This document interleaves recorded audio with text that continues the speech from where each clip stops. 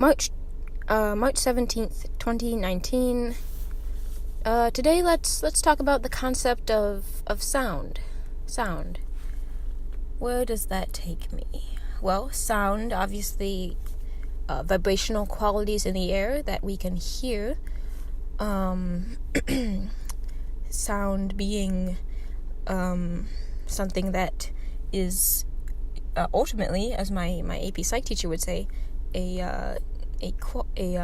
something that is created in the mind and therefore may or may not exist, which is crazy to think about. If you think about it, that everything that we hear, that we perceive through our ears, could potentially be an illusion, basically an illusion of the mind, because the mind is, as many people say, a very powerful being. Actually, it's inside us, and it's something that we can't even grasp, because we are our minds, basically.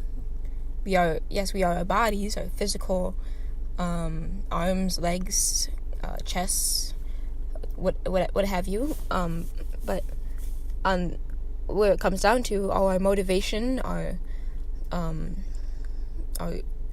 who we are, our personalities, it all really comes down to is what's in our heads, and what has been shaped there in our head by our experiences, our lives, our genetics, and that's very interesting to think about, that our experiences really aren't all about like the physical, what we can touch, what we can taste or see, but the invisible, really, is what it comes down to.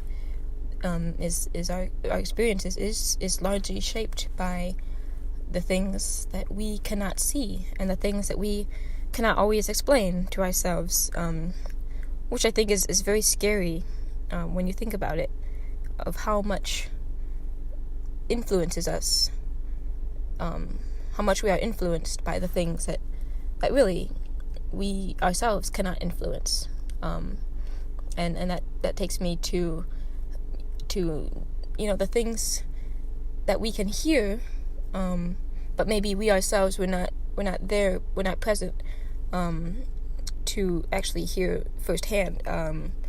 Like rumors. When we talk about a rumor, it implies that it's something that someone else heard first, and someone else heard from them, and they heard from someone else, and it's just this tangled string of who heard this and who heard what, and how that eventually gets sorted out, how that string eventually grows taut when it comes to us, and like that game of telephone where one person starts saying something, and by the time it gets to you, it's a totally different sentence, and I think that's also very scary.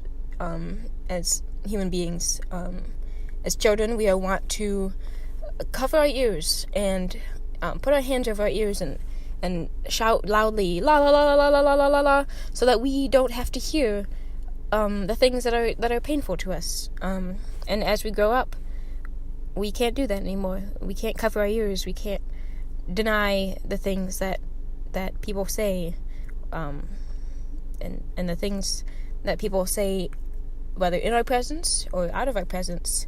And I think the hardest thing, going back to the how difficult it is to not be able to control things that affect us, is the fact that sometimes we hear things, and we hear things that people have said, hear things that people have done, and we can't do anything about it. And that's, I think, why hearing is a very sound.